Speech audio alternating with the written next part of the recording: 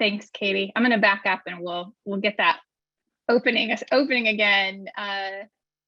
Today we're going to talk about housing affordability. My presentation is just going to be an overview of some terminology that's going to help us along the way as we talk to other partners who are going to present today. All of my material is adapted from the Center for Urban Pedagogy in their 2009 Affordable Housing Guidebook. Okay, so let's get back to the challenge. If you would, open up your chat box and type in what you feel like affordable housing means. I'm actually going to stop sharing my screen here so that I can see the chat box. All right, taking into consideration the AMI of an area and offering housing as a percentage of that AMI. That's great. We're going to be talking about what AMI is and what those percentage breakdowns are. Yes. Jewel Rogers, 30% of income. Yep, that's going to be one of the definitions we talk about first. 30% or less of monthly income going to housing. Yes. Any other thoughts out there?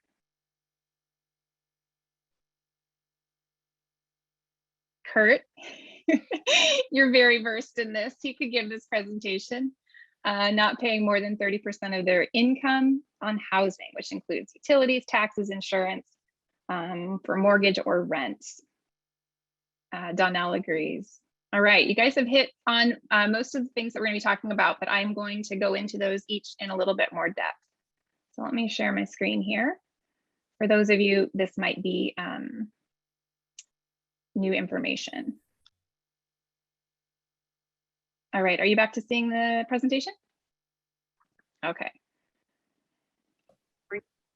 So the government definition is what we're going to be talking about for a lot of this presentation. As was brought up in the chat box, they have determined that no more than 30% of your income should be devoted to housing costs. And as Kurt mentioned, that could include not just your rent or your mortgage, so it doesn't matter if it's for home ownership or for rent, but some other associated housing costs as well. The trouble is that 30% means different things for different people based upon how much they earn. 30%, I get folks to mute themselves, please. 30% of someone who earns $1 million a year means that they're able to spend up to $300,000 on their housing. But 30% of someone earning $20,000 a year means they're only able to afford $6,000. So we're going to take a look at some of the definitions related to this, keeping in mind that 30% is the goal, and see what the government breakdowns are for the different income categories that go along with that. In my research, I learned, and I didn't know this, so I hope it's new to some of you too, that this definition, the 30%, hasn't changed in decades. It started at 20% and then was raised to 25%, but it has been static at 30% since mid last century. So it's sometimes a controversial term, and there are folks that advocate that it should be a higher percentage, or folks that advocate that it should be a lower percentage. So just know that that is the current state of things, and we'll go from there. So the next concept that's important to understand when talking about affordable housing is median family income.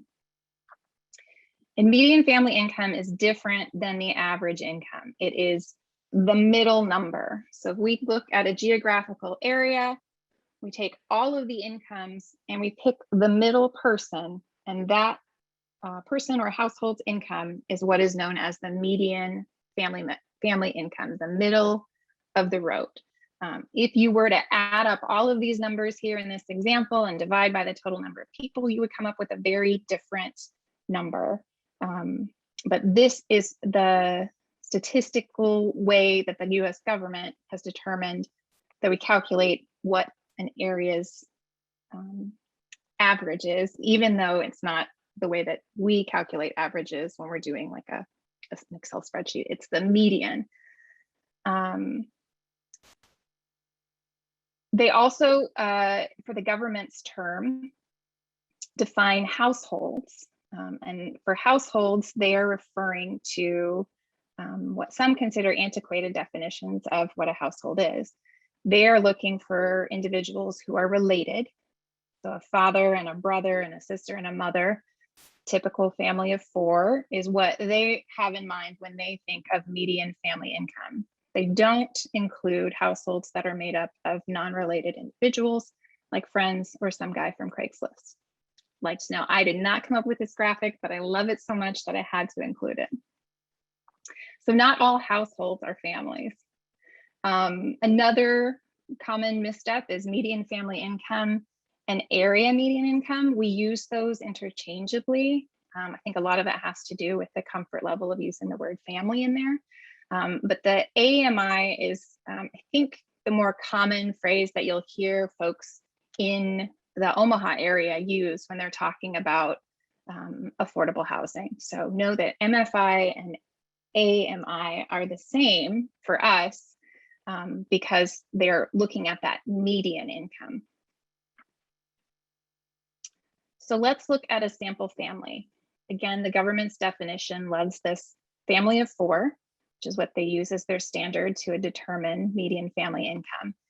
The sample family here, the median family income or their family income would be $50,000. So it's taking into account the income earned by all of the individuals in that family. With that sample family in mind, you can see that there are different categories for individuals who fall outside of that $50,000. So if a family was earning 30% of that median family income, they would be categorized by the government as extremely low income. So in this example, if the median family income of an area was 50,000, that extremely low category would qualify individuals $0 to $15,000 is what they're earning per year. Very low income is the next category the government uses, and that's 30 to 50% of the median family income. So 15,000 to 25,000. The next category is the 50 to 80% AMI, and that would be 25,000 to 40,000 in this example. Most affordable housing programs and the incentive programs that we're going to talk about a little bit later are within these bands. They're 80% or lower. There are some programs that use moderate income, which is the 80 to 120% band, which in this example is 40 to 60,000 for a family of 4. The middle income category is 120 to 250. Now, locally, I know that there are a lot of programs that kind of bend the bands, and some of them go up to 150% AMI when they're targeting families that they want to include in housing subsidy programs. So just know that not every affordable housing program that you're going to encounter will stick to these definitions. It would be helpful if we all use the same ones, but as long as you know what that median family income is for a specific area, then you can calculate out what that income range is. And then high income would be 125 or greater.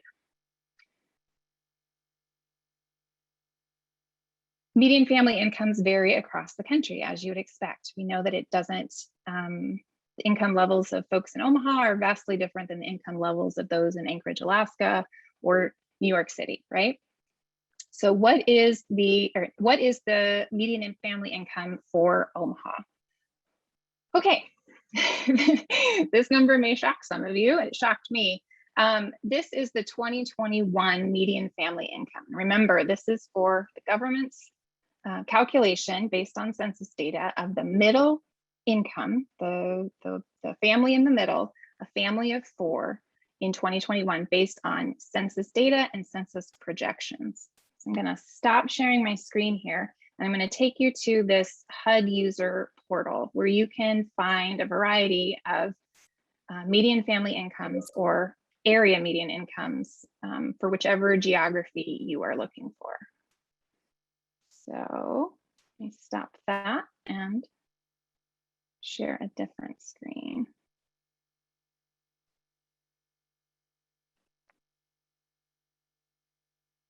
All right, are you seeing my web browser? All right, so this is the website that's listed in the presentation, and I'll put it in the chat when I'm done talking here. But you can see here that this is the Housing and Urban Development portal, where you can come and find any median family income for any geography. You can also see that they have past years. So just to make it complicated, not only do you have to know what the geography is, what the family size is sometimes, and you also have to know which year your funding entity is using to calculate out what the AMI is. So I'm clicking on 2021. And this takes me to another screen where I can either pick out a state and a county and get to a calculation, or I can use a metropolitan statistical area. So Omaha, Council Bluffs is what's known as an MSA. So you can click on this link, scroll down, there's a lot of them, and you can find out what I found out when I came here on my own. That the median family income for a family of 4 is $87,800 in 2021. This is a chart that is used and manipulated for a lot of different funding subsidies, some of which we're going to talk about later. I wanted to pull up this other example. This is from the Nebraska Department of Economic Development. They operate a program called the Affordable Housing Trust Fund, and they publish these limits. So they take the information from HUD and then they synthesize it. So you're only looking at Nebraska data, and then they publish their own chart showing what the income limits are. They break it down by the person in the household. But you can see the Omaha Council Bluffs here. This is from 2020, so not 2021. And that 4-person household was $87,000 last year. All right, I'm almost done.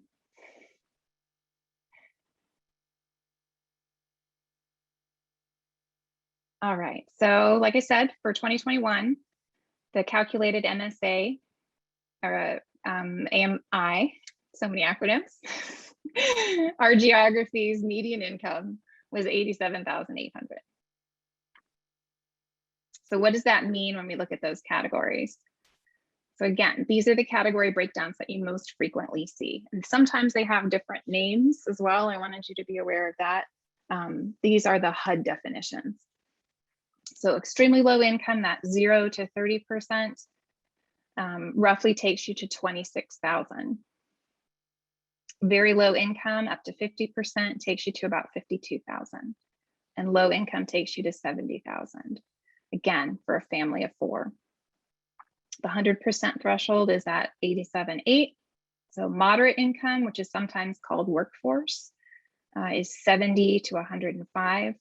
Middle income is 105 to 219, and then high income is above that. There are some rounding issues that happen.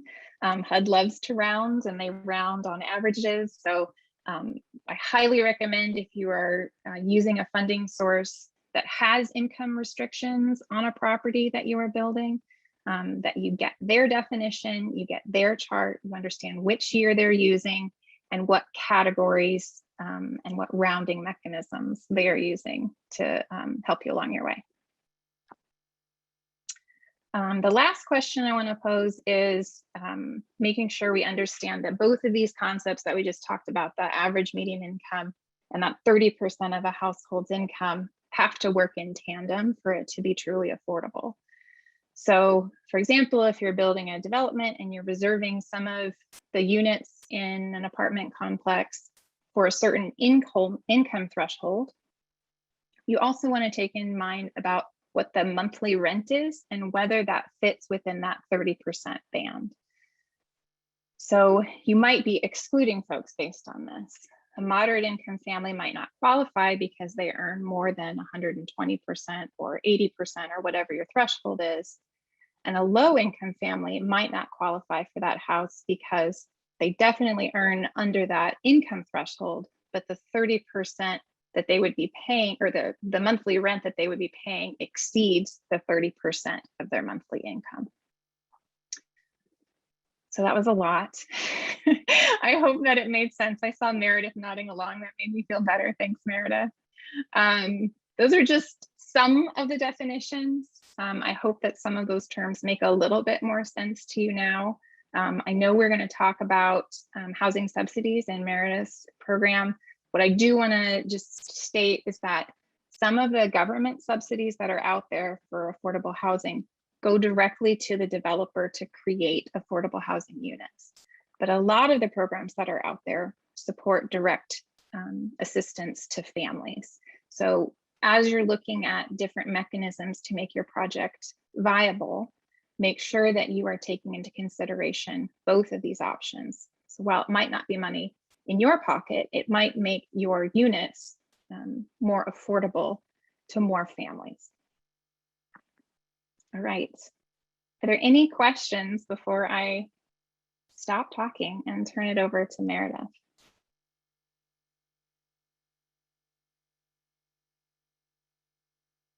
Thanks for the compliments, guys.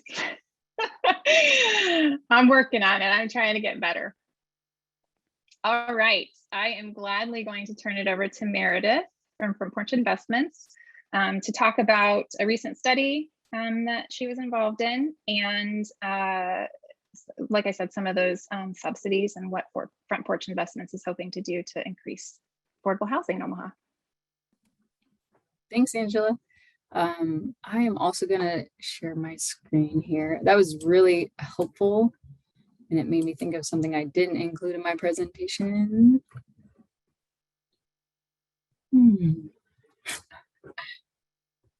Sorry, guys. Might just take me a second.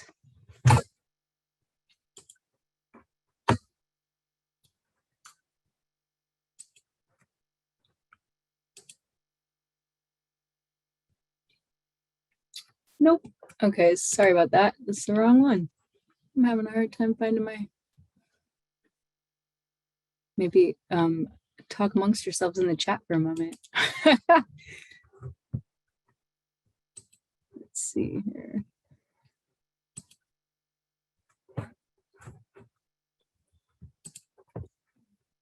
Sorry, Angela.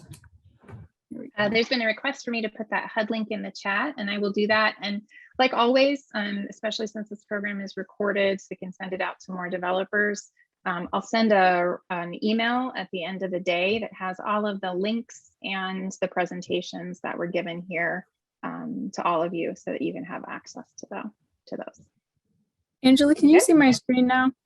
I sure can. Does anyone have any idea? I'm just going to ask for help because this is not a familiar format to me. I'm learning to use Google Slides instead. Does anyone have any idea how this goes into presentation mode? Please rescue me if that's the case, because it doesn't have the same. Slides.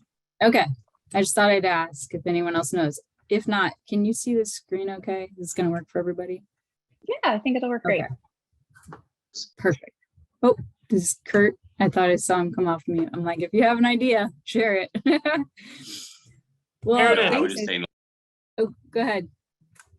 Oh, what if you click that the drop down arrow on the right, on the top right? Oh, I keep see, going. I see. Yep. Yeah, right there. And then present. Oh, fantastic. We all learned something today. Oh, yay. Yeah. I knew someone would be able to help me. Technology is that not looks my so favorite. much better. Thank you. Now you can see. Thanks, I appreciate it. Well, thank you for having me today. As Angela mentioned, my name is Meredith Dillon. I'm the executive director at Front Porch Investments. I am going to share a little bit about a presentation that I was a part of, or sorry, an assessment that I was a part of at my time at the Sherwood Foundation. We partnered with 9 other foundations in the community to look at affordable housing, what currently is existing in our community and what might be needed over the next 20 years, and some strategies for investment in getting us to where we need to be as a community in providing affordable housing. And that presentation on just that assessment is available all over, but we had a lot to cover today. They're related to what Angela was sharing on in terms of other subsidies and future programs. Some of the points from the assessment that I wanted to share with this group are key findings that you won't find surprising if you've worked in housing for long. But the fact that housing cost burden is prevalent across the region and that it impacted renters and people of color more than others when we took a look at who is most impacted by housing cost burden. We saw that in COVID-19, not only in the renting population, but also for home ownership, how housing unstable our community really was. Often people were one paycheck away from really struggling to pay their rent or their mortgage. And that there's not nearly enough affordable housing, especially designated affordable housing units to meet the need. Areas that have traditionally been considered affordable, which has mostly been the eastern portion of Omaha, are areas that now we see rent and mortgages or home ownership opportunities really escalating. We are seeing an increase like never before. I think there was some data just released, maybe the day before yesterday. I believe it's like a 17% increase in Omaha over last year in the housing market and in home prices. So it's increasing quickly. And then demand for quality, affordable, and workforce housing is growing much more quickly than the current system produces it. Dedicated affordable housing isn't located, and again, this is a HUD term, in areas that support access to opportunity. So often we need to see reinvestment in communities where we have concentrated affordable housing or where certain types of funding has prioritized affordable housing. We need more investments in amenities and services in those areas so that we aren't overburdening communities that are already stretched thin for resources. Some of the housing priorities that came out of the assessment were to preserve existing affordable housing, produce new affordable housing options, increase housing supports that improve housing stability. So those might be other social supports in the community. Increase developer and workforce capacity was a huge theme. And then supporting policies that make it easier and more efficient to produce quality affordable housing. I would also say policies that support investment in affordable housing. And we really just saw across the board a need for new ways to produce affordable housing through things like innovation and design, but also the types of housing that we're producing. That was another huge theme that we learned as we went through this assessment. Let's see if we can get the next slide. Oops, there we go. One of the things you may have heard and over the last year, if you heard anything about this assessment, was the gap that we know exists in the community after really looking at the current need and what is projected into the future. So right now, in terms of the number of units that are dedicated and affordable, these include our tax credit units or LIHTC units that we'll talk about here shortly. We know that there are just under 20,000 subsidized households, so units that are dedicated for affordable housing, and that when we look at the number of households that are paying more than that 30% of their household income to their housing, whether that's rent or mortgage, we would actually have almost 100,000 households that would qualify in our community. Our study area included Sarpy County, Douglas County, and the city of Council Bluffs, because we really saw that as a urban housing ecosystem, and the housing needs and that community is more similar than if we look at an entire MSA, which includes 8 counties and brings in a more rural perspective. There are definitely needs there, but they're somewhat different. And so we know that 80,000 unit gap exists today in that study area. And when we look at the projections for growth in our community and the number of units that we're currently producing on average each year, which is about 300 through the LIHTC program, we see that with that growth, we have a projection of about 104,000 unit need in the next 20 years. I will also say that would take into consideration that all of the units that are currently dedicated affordable units would stay affordable, and that those that are naturally occurring affordable housing, which sometimes we hear as NOAA is the acronym for that, that those would also remain affordable, and it's very unlikely. So this number is pretty conservative. Again, that 3,000 unit gap, you see these are the LIHTC investments that currently exist in that study area and how many units are expiring with each year that passes. And so without reinvestment, those dedicated affordable units could be lost. So just 3,000, a little over 3,000 units by 2030 alone. When we broke down, oh, I'm so sorry. It looks like when this translated to Google Slides, I lost some of the context to this slide. So you probably aren't going to be able to see this, but I'll make sure Angela sends out a slide deck that actually breaks this down. We actually have a projection of in terms of the future need and what the current need is, how that's separated between the rental units and also units for home ownership, and then into each of these categories. Now, as Angela mentioned, folks categorize what affordable or workforce or moderate and upscale are all differently, but I think it was helpful that as a part of the assessment, we also broke down for at the time in that study area what those average median incomes were with each of those different categories. And what we do know is that the majority of the housing that will be needed will require some type of subsidy. Anything at that workforce and below actually requires subsidy to construct, more so now than ever, because construction costs are really have shifted and are significant right now.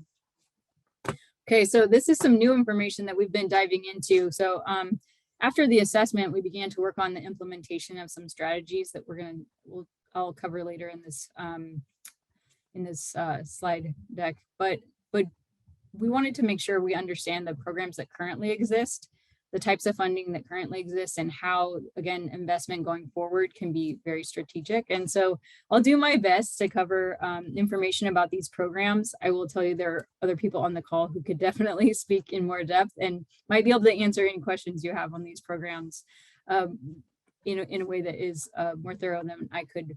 But the low-income housing tax credit program, or often known as LIHTC, is a really one of the biggest programs that we have here in our community to generate affordable housing. They help, these tax credits help fund the development of affordable housing. So again, this is one of those programs that's focused for developers. And there's an entire exchange that happens between private developers and an exchange where investors can actually purchase tax credits. I cannot speak to that. I'm sure there's someone on this call that can. But there's an entire process that also can happen in exchange of tax credits. What I can tell you about is the number of units that currently exist in our community. Right now, a little over 11,000 LIHTC units are active. We see this breakdown here in Douglas County versus Omaha, Council Bluffs, and Sarpy. And each one of those little bubble or squares actually represents 100 units of housing. So this was an interesting way to break it down, but it just kind of gives you a picture of where LIHTC units are located.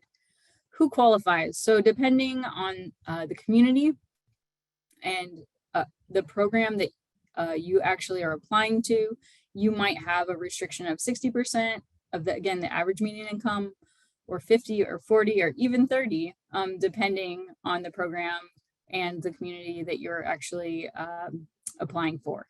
So how long does LIHTC last? So you have to comply with the income limits for the program within the first 15 years, but there is a potential for an extension and a compliance period of 30 years in total.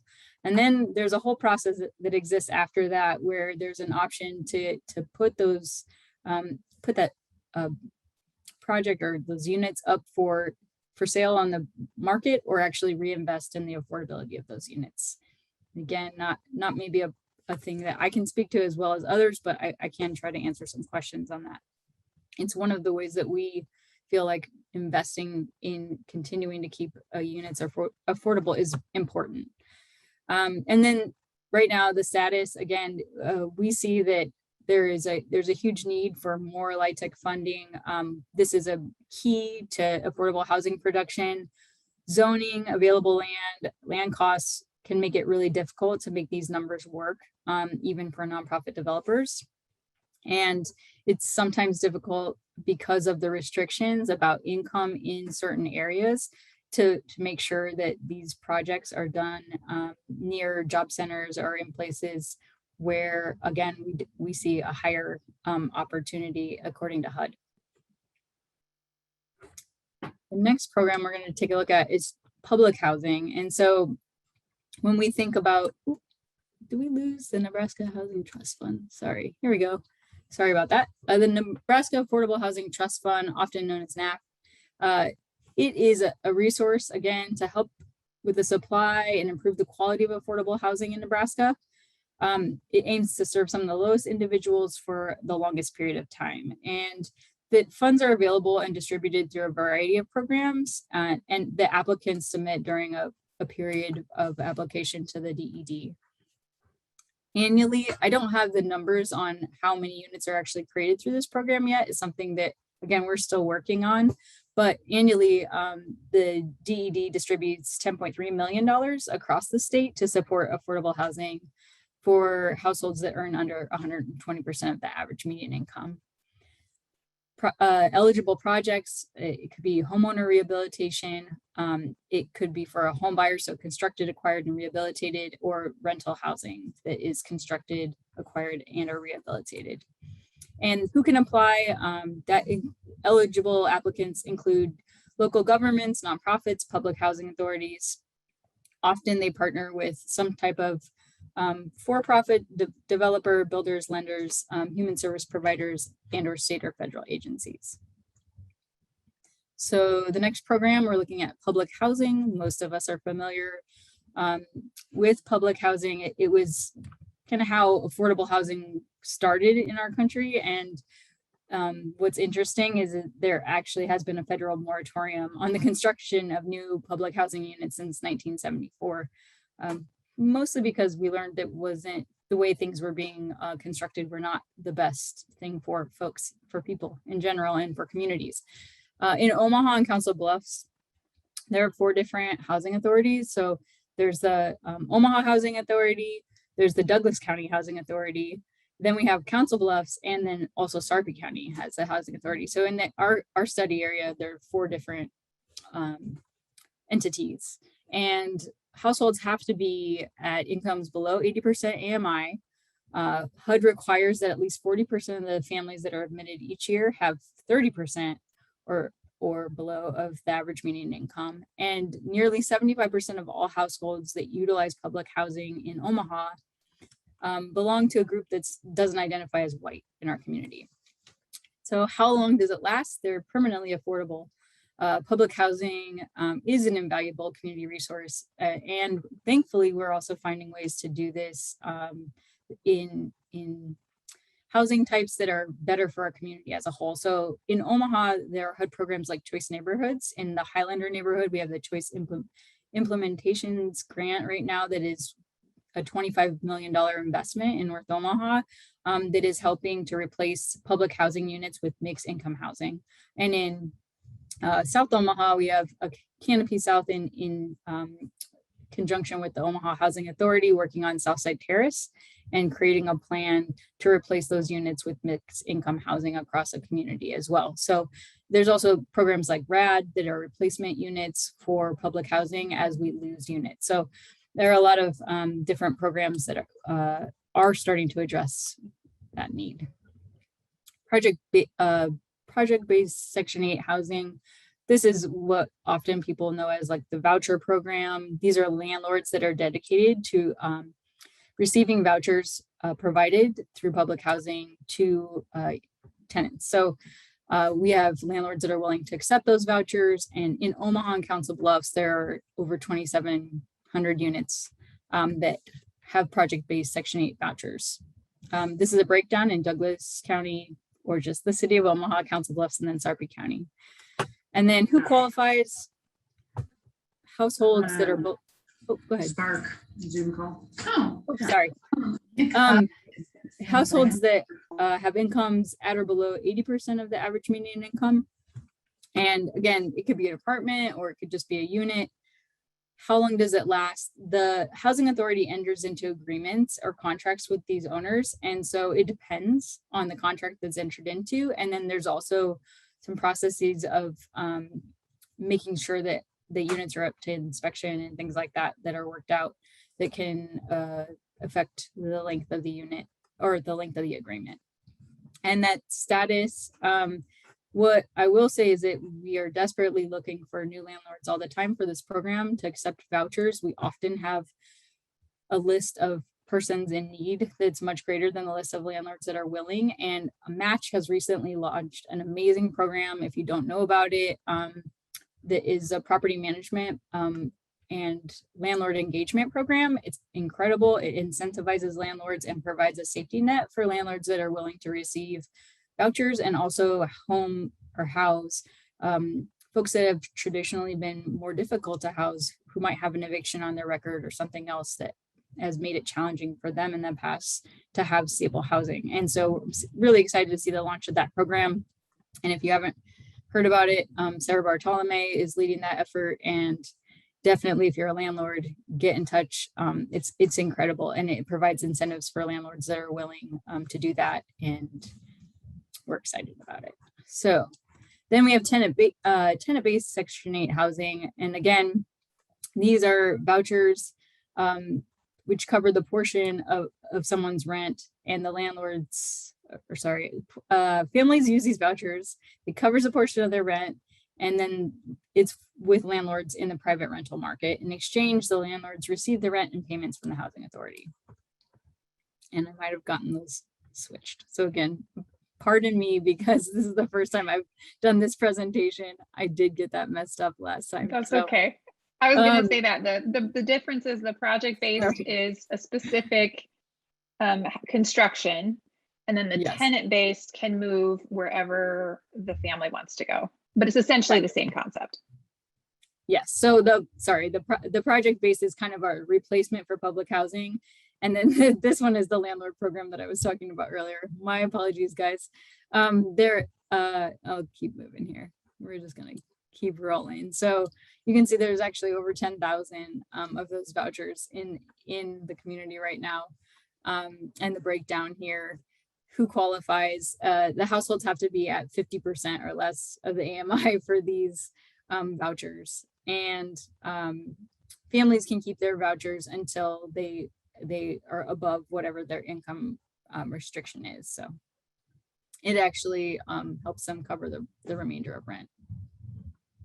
And moving on here, we have the homestead exemption. It provides qualified homeowners with a property tax relief. The revenue, this is a program that you can actually apply for through the city. Qualified homeowners can get up to 100% relief in their property taxes. It's really targeted for seniors and also persons with disabilities that can qualify or that have some kind of eligibility restrictions related to their home and income. Veterans as well, and their widows or widowers.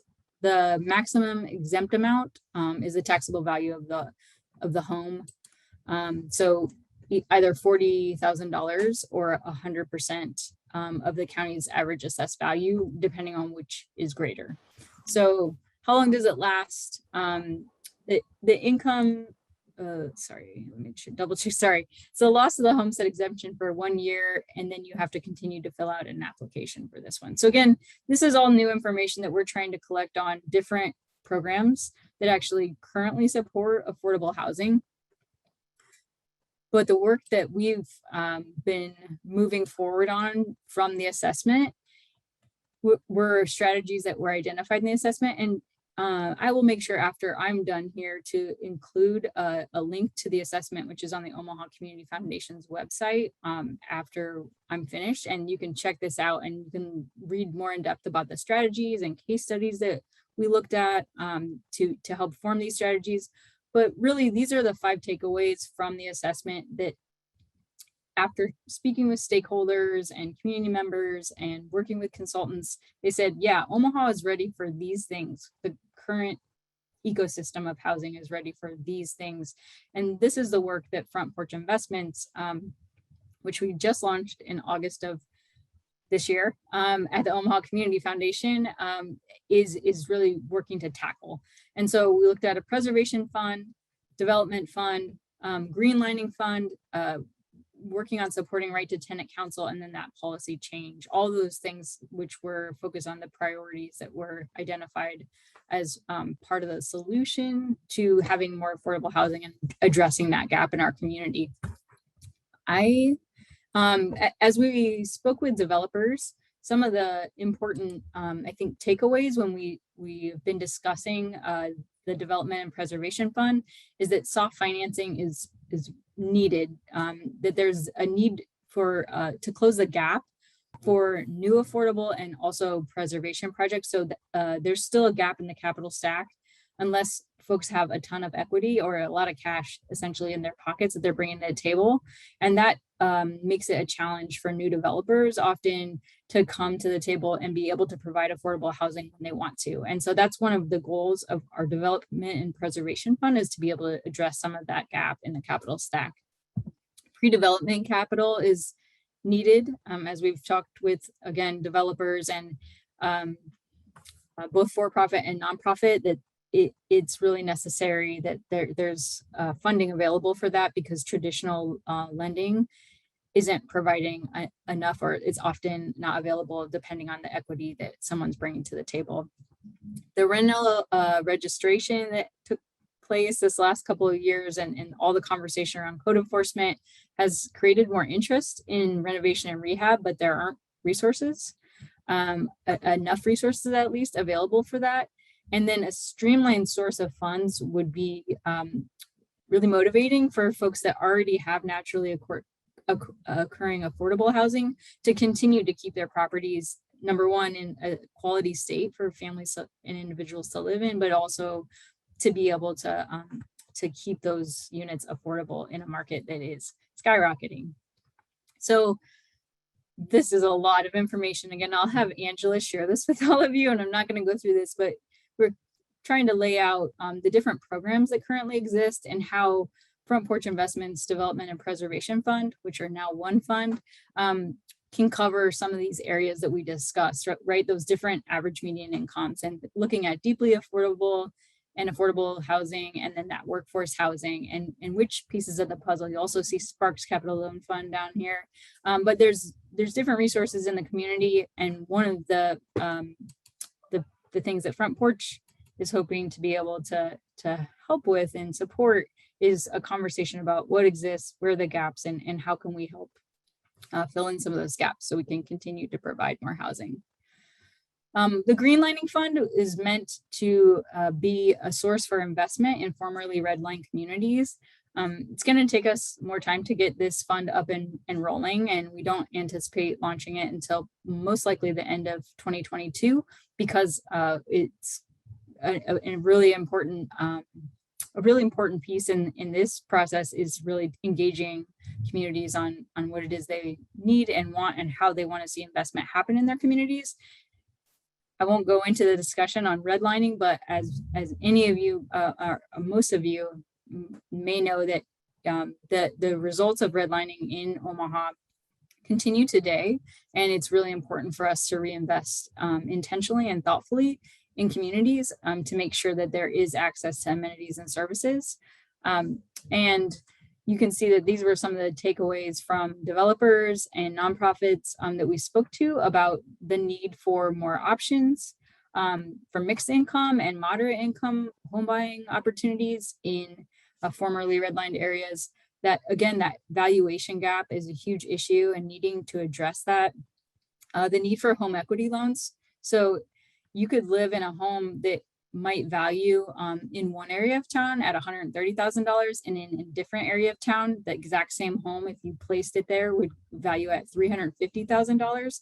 And you can't get a home equity loan to reinvest in your home or to care for your home if you live in one area versus another. And so trying to address some of those issues, one of the things that this slide doesn't talk about, but that we're looking at, is a property tax relief fund to make sure that as there are investments going into formerly redline communities, like the projects that we spoke about earlier in Highlander and in the Canopy South neighborhoods, that there's also a route to property tax relief for residents so that they aren't displaced. This is where the Green Lining Fund comes to play in this stack of funds that are available as well. And then I just wanted to share a little bit with you again, and I'm almost to my time here, but Front Porch Investments, again, was launched as a response to both the affordable housing assessment, and at the same time, the foundation was working on an assessment of homeless services.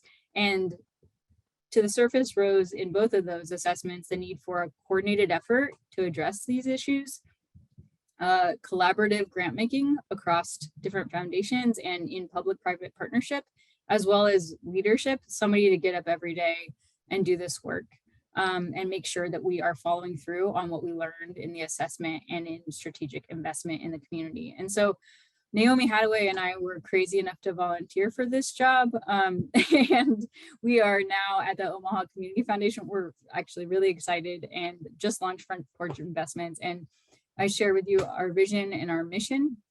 And truly it's to work with all of you and move towards a community where we are living out housing as a human right.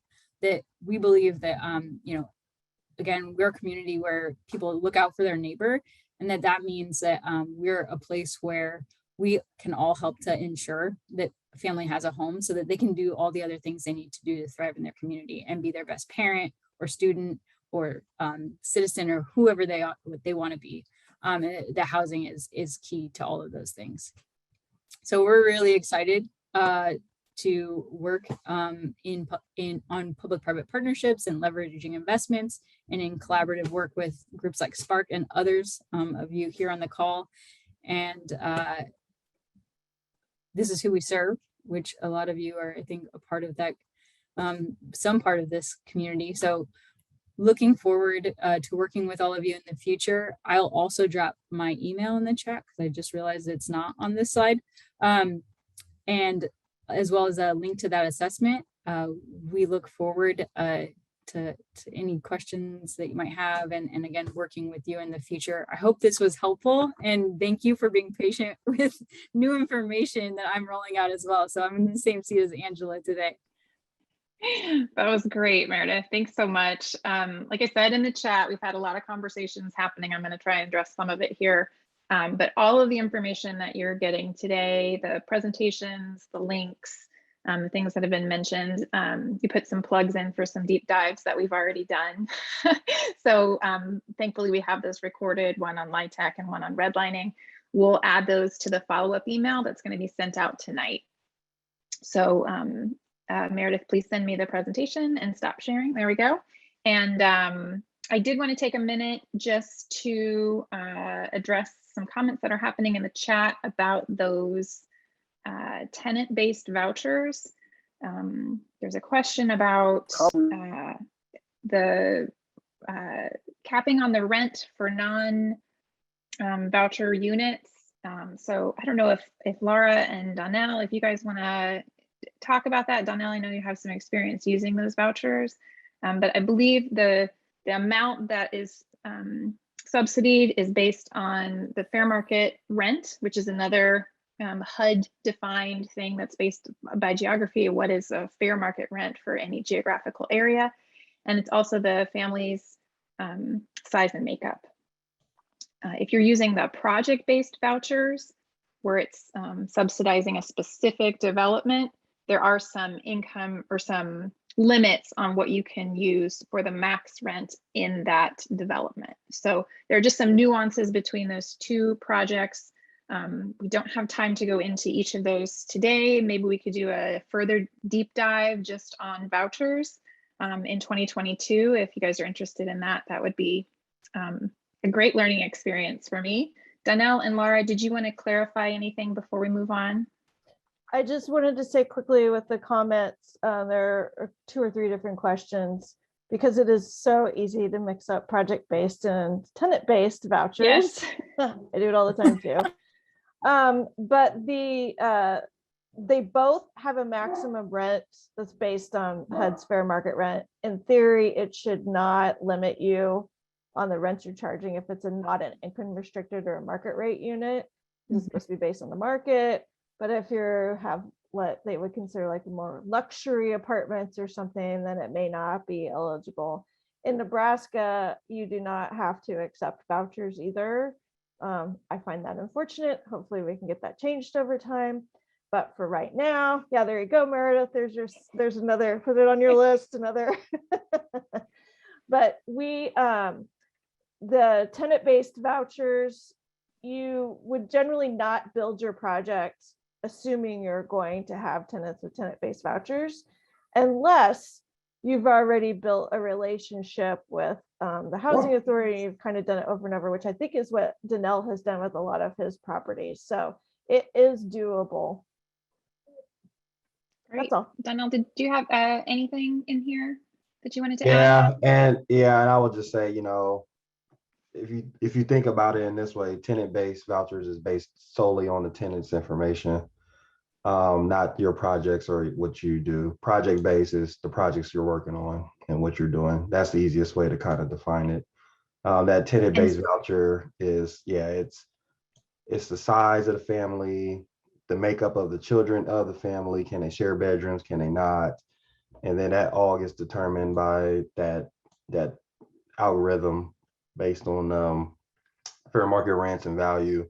And then that gets determined into a voucher size based on the number of bedrooms they come out with for the voucher. And then that rent is applied to the unit you're leasing out to that tenant based on their program and inspections and their process. So. See, what I'm hearing is Donnell and Laura agreeing to host a session in 2022 about project-based vouchers and tenant-based vouchers. I think we want the housing authority probably in on that one. Oh, okay. They would There you know go. all the I'm about to details. say, I know you really want to call them because But having have your some great people. perspective, Yeah. but having your perspective as someone who's actually using them is very, very important. And I think I you might just wanna- present it a little bit differently. I just want to say that we finance housing development. That's where we're at. But if I could wave a magic wand and say if there was any resource we need more of, it's vouchers. Because your market can develop if people can afford to live in the properties. I mean, it is by far the most flexible. It gives people choice. And so as people are thinking about like where, if you get involved in advocacy, where to point and spend your time, it's a tough rock to push up the hill because it's, year after year, you need to help people out is the way it's looked at, but really not. We see people really can move into higher incomes and better their lives if they have that opportunity to be able to afford their rent. And then you have the income coming in for the owner to be able to run the property too. So there's my soapbox. Thank you. And don't think I'm not going to hit you up to participate in that deep dive, Laura, because I will. You too, Donnell. All right, we are at 11. We have one more hour and we have some more great information to get through. Derek is up next to talk about the city's perspective on this. Hey, Angela, can you give me controls to share my screen? You should have the ability. Oh.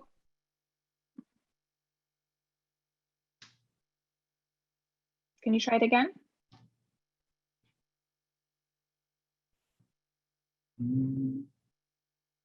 Oh, here, I'm getting there.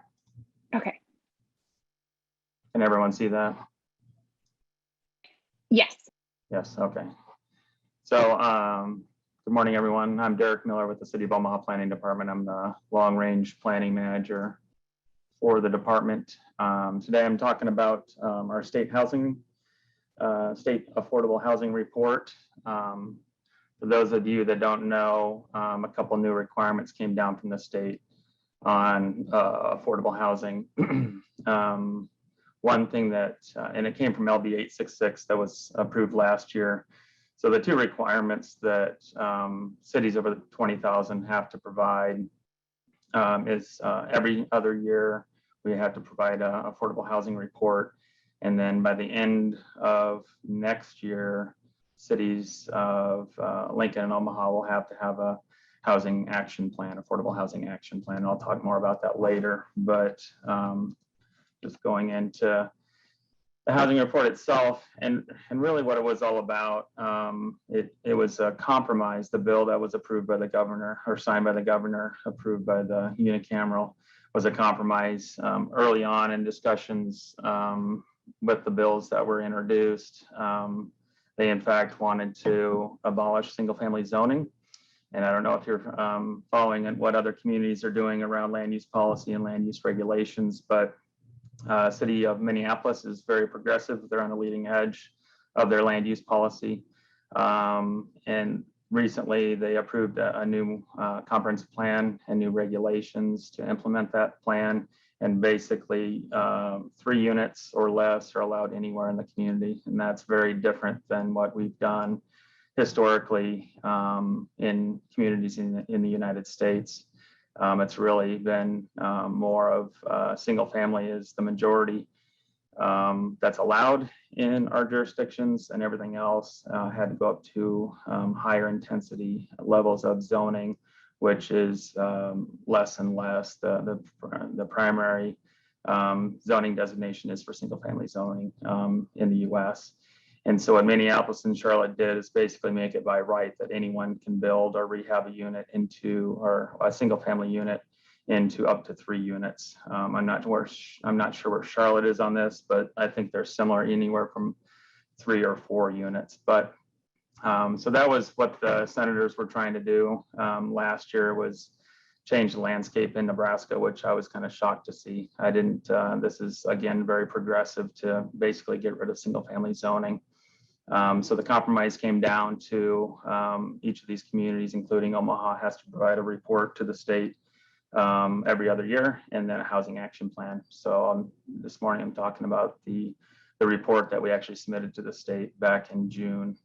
And it's really geared at land use policy and land use regulations.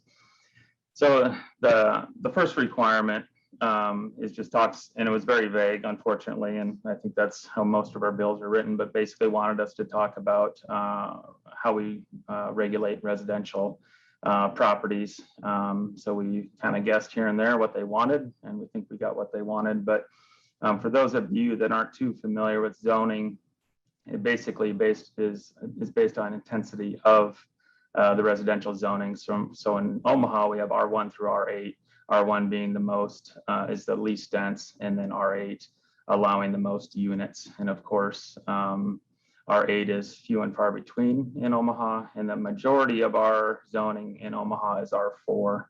But basically you can see how it goes up from 2 units to 87 units. And that all depends on some other requirements, development requirements. Also, we reported on our zoning, again, what's permitted from R1 or DR, which is development reserve. We don't have much of that, but from R1 through R8, and then mobile home. But you can kind of see here through what's permitted in R1 and what's permitted up to R8. And R8 pretty much allows everything from single family all the way up to multifamily. So it's where it says P, that's permitted, where it says SP, that's special use permit. And that's basically something you have to get approved by the city council to allow some of those different types of housing topologies. And then C is, Derek? oh, I'm sorry. No, I was just going to say that I'm glad that you're explaining what the codes are. The R is residential, the MH is mobile home. What is DR? I'm sorry, it's development reserve. So it's basically a zoning type that we don't typically use. Usually in our suburban developments, we have what's called an outlot. So it's not a non-buildable lot, and we zone that DR. So I would just not pay attention to the DR at this point, but just focus on the R1 through R8. So you can kind of see basically when you go from R1 to R8, R8 allows more. And like I said, R4 is pretty much what everything is zoned in Omaha, and majority of West Omaha is R4. It's really these next few maps that I want to focus on. We did an analysis of, and this was required, this was 2 of the requirements, but the map you see in front of you is Omaha corporate limits. And what you see in yellow is our single family residential, but that does not allow missing middle. And missing middle housing, it looks like you're going to be talking about that in a few months, and then multifamily. So the darker color is basically where we would allow anything greater than 2 units. So again, like I said earlier, you can see the majority of our zoning within the corporate limits is yellow and just allows single family. So some of the percentages right there, I won't go through the acres, but residential zoning by right, and that was a big thing that the bill talked about, is by right. 15% of our corporate limits allows construction of multifamily and middle housing or missing middle housing. Once you add in our commercial type zoning, which is mixed use zoning, that number increases. That mixed use zoning is, so if you go to 168th and Center, on the northwest and southwest portions of that intersection, that's mixed use zoned property. So it was a little complicated on how we had to show this, but if you just put aside the mixed use zoning and focus on the map, very little of our city allows by right missing middle or multifamily housing.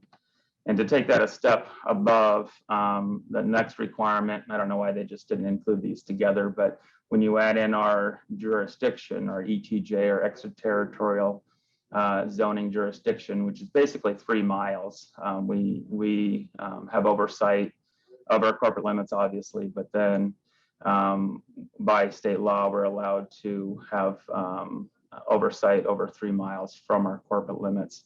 So that expands it out. So if you go from to add in our jurisdiction, our ETJ, that number drops to 12% that allows multifamily and missing middle housing. Again, the original bill wanted to make missing middle housing available throughout our whole jurisdiction, not just in those dark areas. So that was the compromise that the bill came up with. So yeah, so that's that requirement that we're going to talk about, and we can come back to this if we have questions about that. But again, what you want to focus on here is that the majority of our community has single family zoning and doesn't allow by right missing middle or multifamily. There are ways we do have policies that we encourage multifamily throughout our jurisdiction, but you have to go through the entitlement process. You basically have to go to planning board and city council to get those approvals. And any multifamily housing that are brought to us, and I think it's been always historically this way, but anytime a developer brings a project through the process, you will always have neighbors that will be involved, some stronger than others, pushing back stronger than others, but there will be at least one person that'll show up and not like what they're seeing just because it's multifamily housing, which is unfortunate. And Derek, I'm going to stop you for just a second. Yeah. I had a question, but I also wanted to make the connection. The reason that multifamily and missing middle is relevant to this affordable housing discussion is that those are typically developments that are more naturally affordable for individuals who earn less than the median income, right? Right. Okay. And then Donnell had a question about that map. I know I dropped the PDF link in the chat box, but there's no interactive map, right? This is just information that's available in DOGIS. Yeah, right. So you can pull up dogis.org and pull up our zoning, pull up the zoning layer and look at it. But the map that, let me go back to it here. The map itself it's not interactive, but it's in the interstate housing report that's posted on the website. Great, thanks, Derek. Sure. So some of the other requirements, they wanted to know new construction and type of construction and total percent of each for the last 5 years. So you can see through this chart, the majority of our units were single family residential. And we typically anywhere from 3,000 to 4,000 total units a year that are permitted through permits and inspections in our department. So the majority are single family residential. And I'll get to it in a couple slides in a little bit, but it'll basically gives the cost for each of these types of residential units. not too exciting information. There's another report I'll drop in the chat. It's our building development summary that really breaks down this information. It's a great report, has all of our development numbers in it, so you can see what's been happening. And a side note, during COVID, I thought we would, some of our permits would drop off and we would see less development. We actually saw the most development last year, more than the last 10 years. So it was a very strong year for development in Omaha, which is good, which I thought that I was kind of surprised at that. The other number here is when you look at middle housing, again, missing middle housing is units that are anywhere from 2 to 6 units. We haven't been building a lot of those over the years. Last year, we built quite a bit of missing middle housing, but it's not to go into it too deep, but it's a type of housing that we need more of. We need smaller scale development that fit within the neighborhood, that are usually more accepted by the neighbors. But you can kind of see from that from this chart that we're not producing a lot of those units. And I think a lot of that has to do with our zoning. Our zoning was first approved in 1987. It's a suburban style zoning model that is not really geared towards missing middle housing. We've made some changes and additions to make that better, but it's still a long process to go through to get these things entitled. Excuse me. And then they also wanted to know about how many units we've annexed over the years. And Omaha and Nebraska, we have strong annexation powers. We don't have to ask when we annex new areas into the community. So we can go out and annex an area and they really can't do anything about it, which has been great for growth. But these were some of the units that we annexed over the years. Back in 2016, 2,300 units, and then 2020, about 1,700 units. And then one of the other things they wanted to ask, and these numbers, you all might know more better than I would, but we went out and asked, surveyed a bunch of developers and got the per unit cost by home type.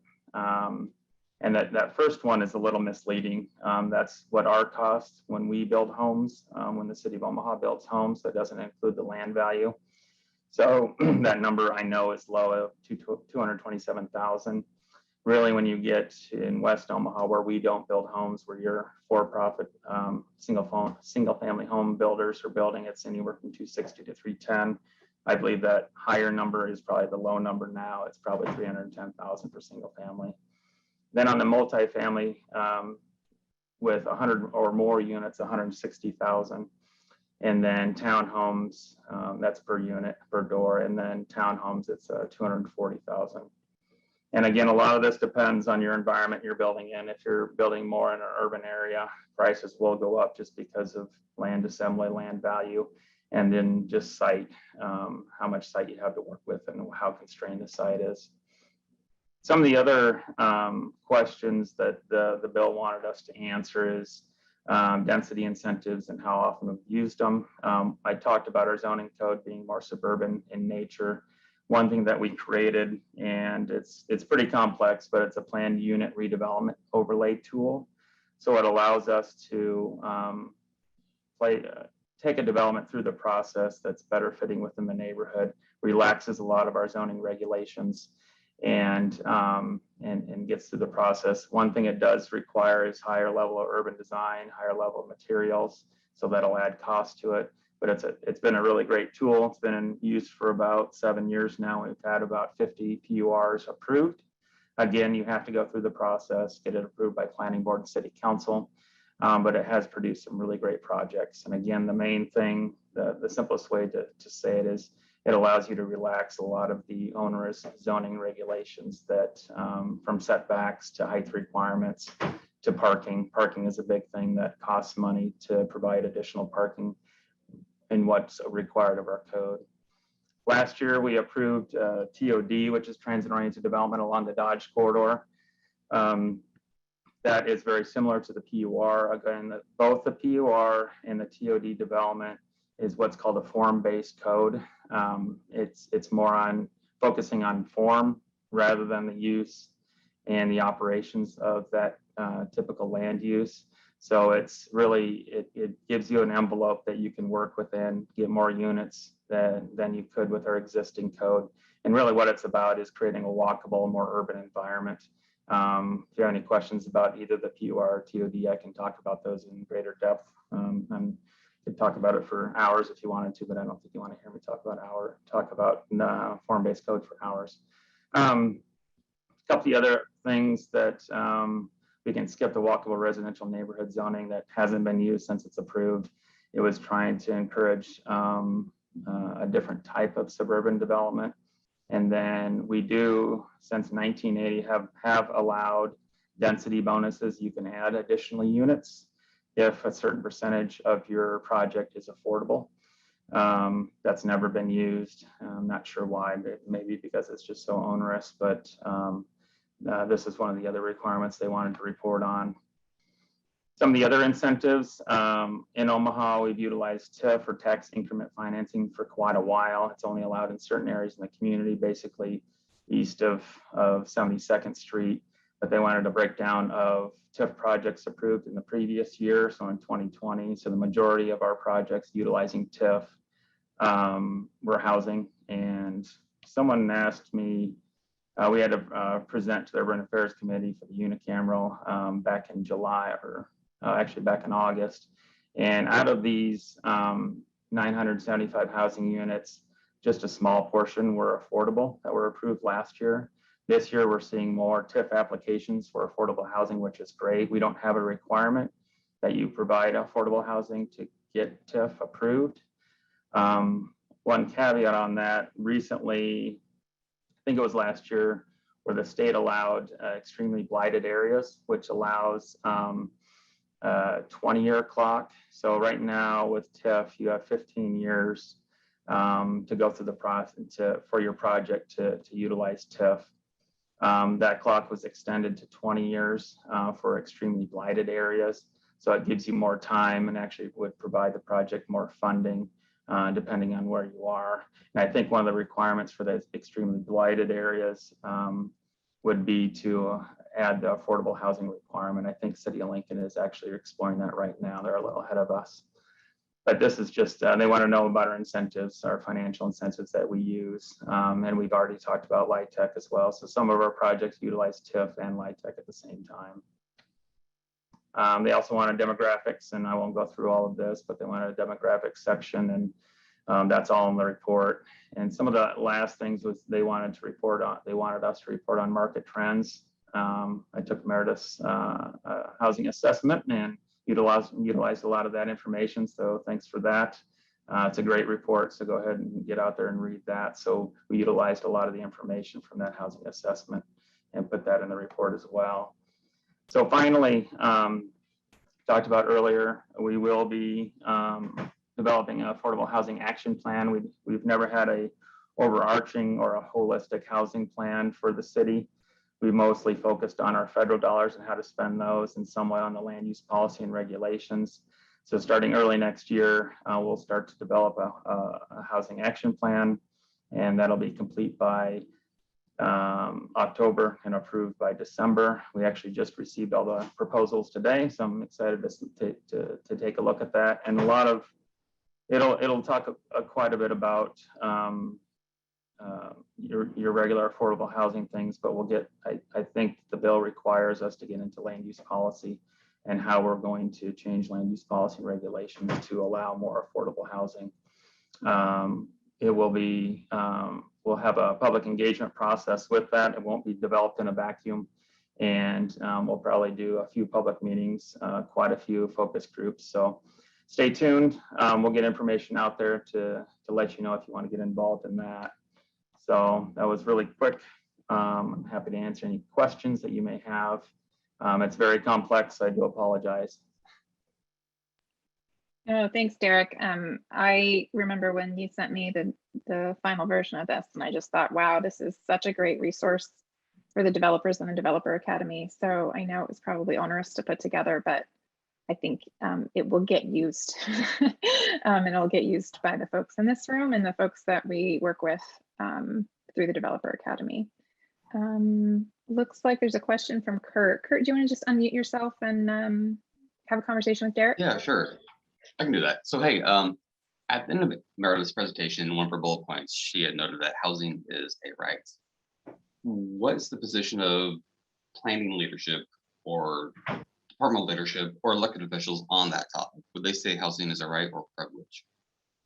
Yeah, so I've been pleasantly surprised in the last few years. Housing has become an issue that we can no longer ignore. So I'm excited for that. Glad that the foundations are getting involved and more community members during our election. Everyone running for both council and mayor talked about housing and housing affordability. I'm not sure where they stand right now, the existing council and our mayor, where they stand today, but I think it's something that we have to get to that point by saying it's a by right. Housing, it should be by right. So I don't think it's officially set out there, but I think we're getting there. And I think through this process of developing this housing action plan, I think it should be said. I'm not sure what the powers that be would say. So long answer that probably didn't answer your question, but I think my answer to your question is I think we're getting there. Any other questions for Derek? All right, I will put links to that full report. Looks like we have some folks who do want to be involved in the community engagement process as you move forward, Derek. So we'll make sure to collaborate with you and send out that information across all our channels so that we can get folks involved. All right, next up we have Scott from Omaha by Design. Thank you, Angela. Thanks, everybody. This is wonderful to have us all together to talk about this. I'm Scott Dobby. I'm an architect and the executive director of Omaha by Design. Angela, could I have the ability to share my screen here? Looks like it's going to allow me to. Wonderful. Okay. Now, we just see, are we all seeing the full screen slideshow at this point? Anybody want to give me a thumbs up? Yes, we are. Excellent. Wonderful. Well, so yeah, this is us. We're Omaha by Design. We are a people-centered urban design and policy nonprofit located right down here in the Old Market. This is us in the building on the right. You know, our guiding light really is the pursuit of a vibrant and livable city for all. And so in that, what we do is we bring together experts. We convene and advocate for policies that shape the metro in more inclusive ways. We want to see more equitable and sustainable development. We want to work to sometimes right the wrongs of some of the legacy that has been mentioned. You know, the fact that we've redlining and other both intentional and sort of unintentional decisions that have been made over the years. How do we build stronger and more vibrant neighborhoods so that everybody can just participate in the life they seek in this city? And then also beyond kind of our work with those who happen to work in the building and construction world, we also reach out to engage and educate the broader public in why this matters and how they can find their voice in speaking up for the kind of neighborhoods they want to see and the kind of growth and development they hope to see in our city. So it's our great privilege to share a little bit of how our work intersects with the affordable housing challenge that our city faces. And thanks to Angela and Meredith and to Derek and all those who've really kind of set the stage for how big the need is and how much it requires a whole consortium of us all kind of working to tackle whatever area we can. And so as that relates to Omaha by Design and what we as those kind of with a mind for architecture and urban planning and other pieces of this have to bring to the discussion, I look a lot at our East Omaha and Council Bluffs neighborhoods, and we see wonderful neighborhoods rich with history, walkability, a mixed use character that goes back decades, and yet also a lot of room for growth. And how do we want to manage that growth, kind of as Derek was alluding to? So here's a snapshot of one of these wonderful neighborhoods that I point to when I think of like what I call kind of the missing teeth syndrome, where you have blocks of really some wonderful, well-kept homes, and then some homes that might be rentals that are a little bit more marginal, but still provide affordable housing options, but then also a lot of vacancy. And That's a challenge for neighborhoods. That's a challenge for our city. And naturally, we want to see opportunities to build back. And thankfully, there are a lot of folks who have invested both at the really granular neighborhood scale, block by block, keeping up homes. I mean, this is an example of, hey, these homes all have some age on them, but they're all wonderful examples that contribute to our overall neighborhood context. And sometimes with all, oftentimes the best of intentions, but, what we've added when we've come to infill hasn't always been at the same level of character, the same level of giving back. And I don't think will necessarily stand the same test of time. Sometimes I guess my criticism, and not to pick any, point at anybody directly, but, we've kind of shoehorned some suburban models into place that don't so much fit the neighborhood context and that ultimately maybe aren't the best models that we could be putting forward. So the question that we bring to that brings to mind with us is, aren't there design and construction innovations that we could bring to the fore here that would actually achieve more, but still provide an affordable product? And as we look around the world and around the nation, we see great examples of this. And we see a lot of folks working in this vein. I mean, here's an example from Chicago where they hosted a competition and kind of led to what are some really compatible infill models we could have that is still, by virtue of their very design, more efficient, will age better, and ultimately be welcomed into the neighborhood in a greater way. So this spurred some conversations, and again, huge credit to Meredith, who's been instrumental in getting this moving. And we began to also look at closer afield what's happening. And we've studied and conversed a lot with the folks in Lincoln that have been studying similar issues at the university level and with others. And then locally here in Omaha, of course, I mean, we have great examples. We have our nonprofit housing builders, the Habitats and Holy Names. And we also have, Metro's MCC North Campus has their construction education center, which is really kind of exploring how does modular technology perhaps play into this. And then we're really fortunate too, as Meredith mentioned, to have the examples of 75 North and Canopy South and their respective developments. And here's the Highlander. Hopefully everybody knows the Highlander development and what it's starting to do to add that mixed use revitalization that I think is kind of so emblematic of where we can go when we really put all our best faculties together. So what this has led to is something we're calling the Affordable by Design Housing Playbook. And that's kind of here. It's in process, and it's what I'm here to share with you a little snapshot of today. We have a wide group of partners that have been deeply engaged in this effort. There's Sean from 75 North. There's Selwyn from Omaha by Design, Megan and Mike from Alley Pointer Maquetto Architects. This is one of our design charrette sessions as we started to talk about what would it mean if we picked one particular subset of what we need in terms of affordability, and that happens to be single family infill design on existing lots, mostly, ideally in East Omaha and in Council Bluffs. And what could we do there that would kind of flip and present a new model, which could ultimately be open source and be really useful to folks like you all on this call. And so this is who this is geared at. This playbook is meant to be a really user-friendly guidebook and resource that can be utilized by small developers, that could be understood and be part of the education process for an independent homeowner who's maybe considering this next move of investment in one of our urban core neighborhoods. And then with our key partner being 75 North, where we can actually test some of these ideas in a built scale. And if we're doing that, we have to recognize, kind of like Derek was alluding to, the differences between our prevailing kind of single family zoning that is more built for a suburban context, and then the existing context, which is historic in East Omaha and Council Bluffs. And that means the lot sizes are a lot different. They're narrower, they're longer, and that presents certain challenges for a design perspective. So we looked a lot at, surveying what the sample sites might be and how we can find models that work there.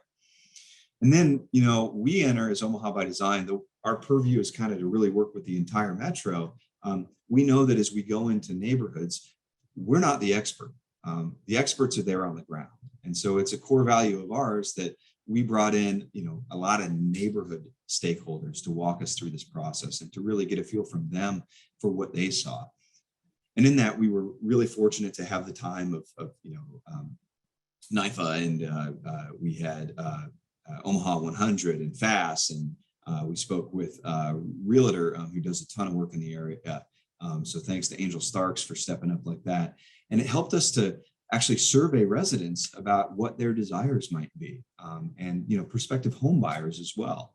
And these are some of the things we came out with, and in a way that helps us get back to way at the beginning of the conversation with Angela, as we're framing what is affordable housing.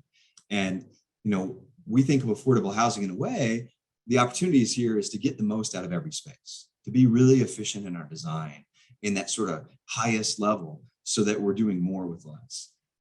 It also means accommodating the fact that we're going to change over time. Our needs for a home change over time. And so the more that our home can grow with us, that it can adapt with us, ultimately, the more affordable, the more valuable it is to a family. We think that affordability is a lot more than first costs. And unfortunately, that's a challenge that's in the market today. So we need to prioritize, sustainability. We want to see lower energy costs based on the envelope that we can design. We want to make sure that these things are built of really high quality and easy to maintain materials and systems. So we've brought in some expertise in that side. And then we want to work also through the, home buying process, thinking how do we guide somebody through each of those steps, because it can be a little bit onerous to navigate. And how do we make this as plug and play ready as possible?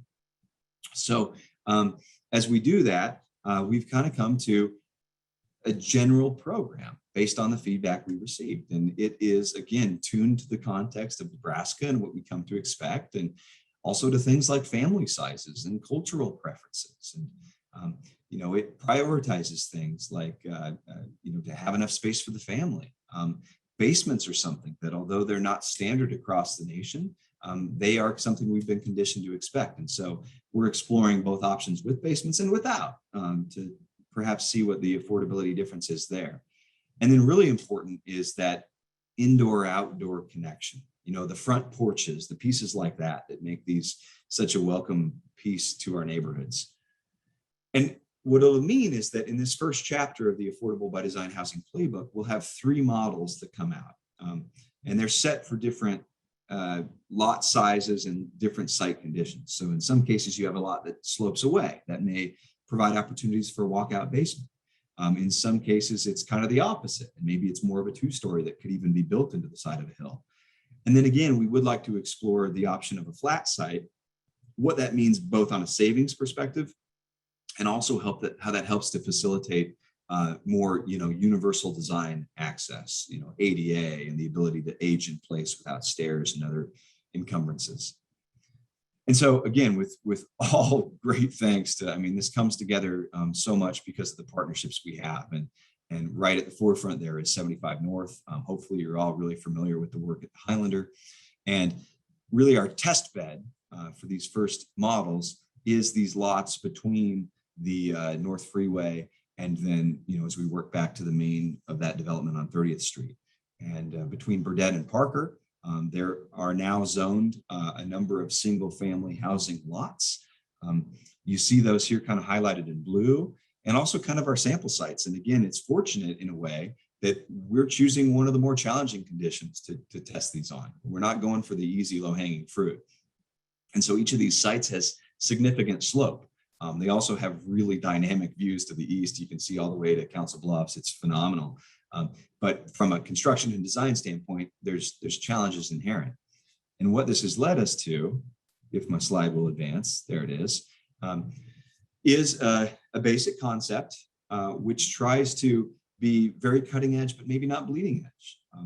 We could go all the way to modular. We could go all the way to 3D printing these things. There are folks in the world exploring that, but we want to make sure that they are adaptable for a number of different home builders, for the large nonprofit home builders, but also for small and emerging developers like many of you on the call that may want to do 1s, 2s, and 3s of these in lots throughout our neighborhoods. And they are meant to be an easily constructible kit of parts. They could be panelized and built partially off-site, They could also be stick built in a more traditional method, but they have a simple volume and load bearing walls on two sides, which allow for maximum flexibility within, both in the initial design process and for the homeowners over time. And then part of what makes these contextual and maybe a little bit more interesting and certainly less cookie cutter is the opportunity for different roof truss shapes that then span our load bearing walls. And as an example, I mean, you can see from like a catalog, all the roof trusses that maybe would be out there. And these can be, pre-built and pre-constructed. And certainly we're not saying all of these are right for Omaha. It's probably not a Polynesian sort of context, but naturally, you do look at others, scissors truss and cathedrals and some of the sloping roofs that can either have a more vernacular character or, maybe provide for greater volume within the space and still do so on kind of a pre-built and affordable way. And then again, really importantly, thinking through how this works into the neighborhood in a formal way, kind of that form-based code that Derek mentioned, and thinking of how these could happen both on existing lots, 1s and 2s, and also at large. I mean, like in the Highlander sites, if we have 10 of these, how do we make sure there's individuality with each of these and yet some sort of a common thread that they all feel contextual and they fit the neighborhood?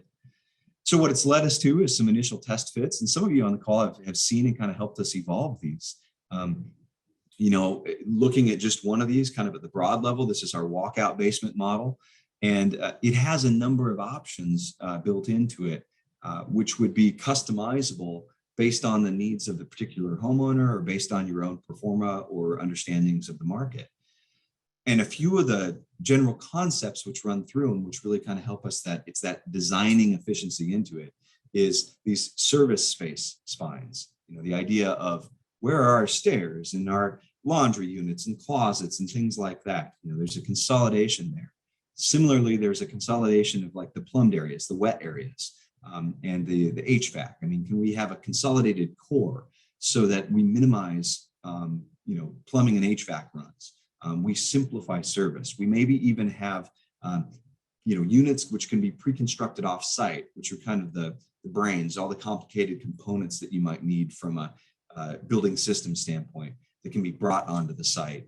And in doing so, help us keep the costs down. And then you have your served spaces, and those are really your living spaces. And thinking about how those are oriented and different models for flexibility there based on the needs of a family. And which kind of leads to this next slide, which is to think about design options. We want within the same general volume, a lot of customizable ways of working. And so is it a main floor bedroom? Is it a main floor family room? What is the kitchen layout like? Different folks have different preferences. There are some cultures that really like to have your kitchen walled off. There are many others who prefer kind of that open floor plan concept. What can we do from a standpoint of just little moments, building in what would be most useful to you? Is it a small alcove desk where, students could do their work, or, a family could kind of work through their bills at the end of the night? Or is it more closet space? Is it a main level laundry? Many things like that I think we want to build into this. And then the ultimate outcome will be a document something like this. And this is an example we borrowed from Los Angeles, so it's not our context, but again, a very graphical document that helps to understand what sort of plug and play features might you choose from. What does that look like in an overall aesthetic? How do these options potentially come together? And what it does is it presents this, this kind of gift to the city in a way, and to developers throughout and to homeowners to say, take this and use it as you will. That's what we want to see. And all we ask is that you allow us to kind of learn from your feedback and continue to update it as we go. So that's what we're working towards right now. By next month, we hope to have this document formalized. We hope to have it published and shared so that you can all take it, begin to use it, begin to give us the feedback.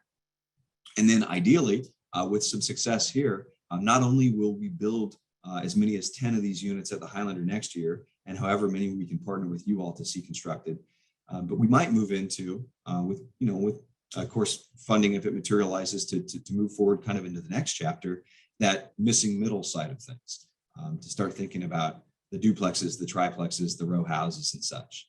And ultimately that's kind of where we're headed. So I hope I stayed on track as far as time as is. I know we want to save some time for questions, so I'll kind of wrap it there. But lastly, we'll leave it with my email here. If you want to follow up with us, we would love to discuss further with you. And shameless plug too, if this is kind of the work that excites you, that you'd love to be involved in even deeper, we are hiring right now at Omaha by Design. So interviews coming up soon for that. And if you or anybody you know might be a great candidate, be sure to reach out on that too. So thank you. And I'll turn it back to you, Angela.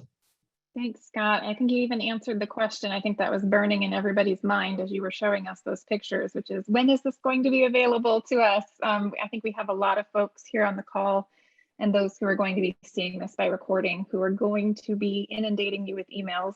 So I hope that it does manifest next month and we can get some of these into production. I think that's really awesome. Are there any other questions aside from timing for Scott?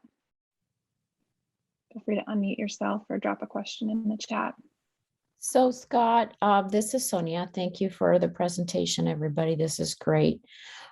So if you are a developer, you have access to this. There's not going to be like, hey, no, there's financial commitments if you want to use these plans.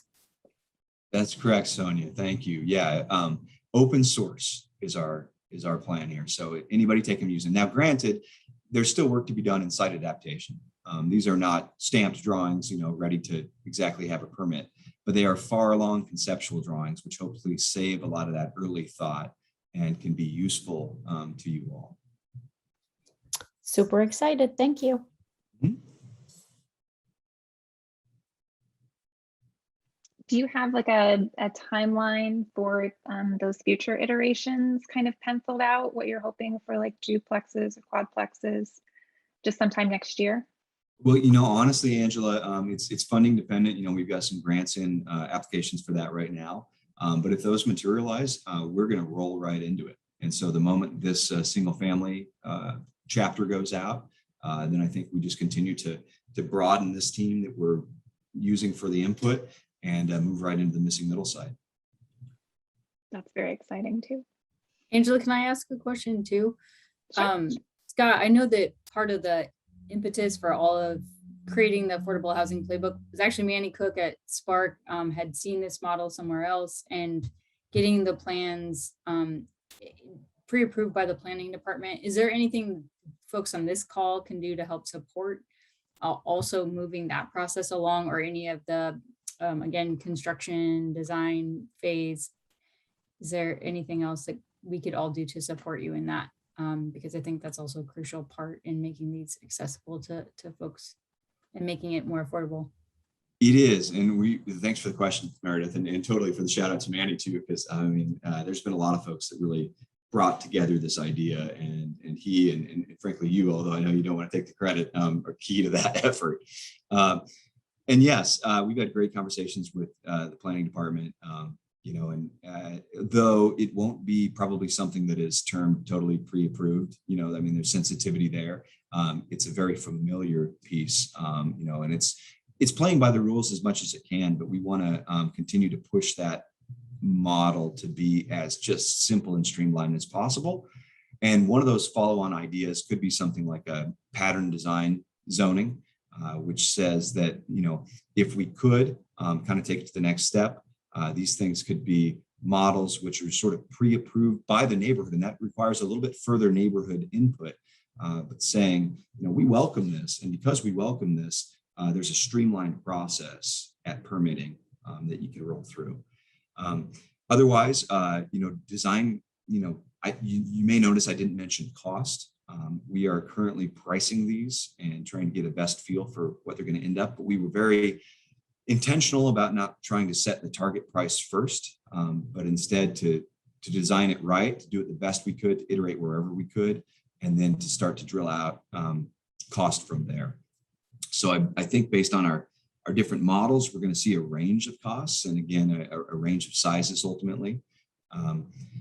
But that feedback is something that if anybody else on this call has interest in participating in, we'd love that. And, again, if I didn't mention, several of you are already engaged on our, what we call our design and construction advisory team. And we welcome that feedback. If anybody else wants to join there, very low commitment, but it's an opportunity for us to learn from your feedback and your real world experience. We would be honored to have that assistance. Right. I think someone was asking about cost estimates, but you're not there yet. Is that what I'm hearing? No, in process right now. So Okay. You keep us posted. Any other questions or comments out there? This was a lot of information today. I think we bit off a little more than we could chew, but I hope that it was very helpful for you all. I know there might be some follow-ups. All of our panelists have been kind enough to put out their contact information. I'll be sending a wrap-up email to everyone tonight. I do request that if you have the opportunity and time, you take the survey so we can continue providing content like this. Like I said, we'll be gathering some more feedback as we approach year end so that we can continue providing these sessions next year. We just want to know what you all want to learn more about. There were a lot of topics today. I feel like we could do a deeper dive on these singular topics. It would be great to have a follow-up with you, Scott, next year as we see some of these roll out into production and kind of see how it's gone and what the problems were, what the changes are. So please know that we're open to feedback. And we are so grateful for our panelists today, Scott, Meredith, and Derek. Thank you all for your time. And we'll see you all at the next deep dive. Have a great afternoon, everybody. Thank you. Thank you. You have a good one. Thanks, take care.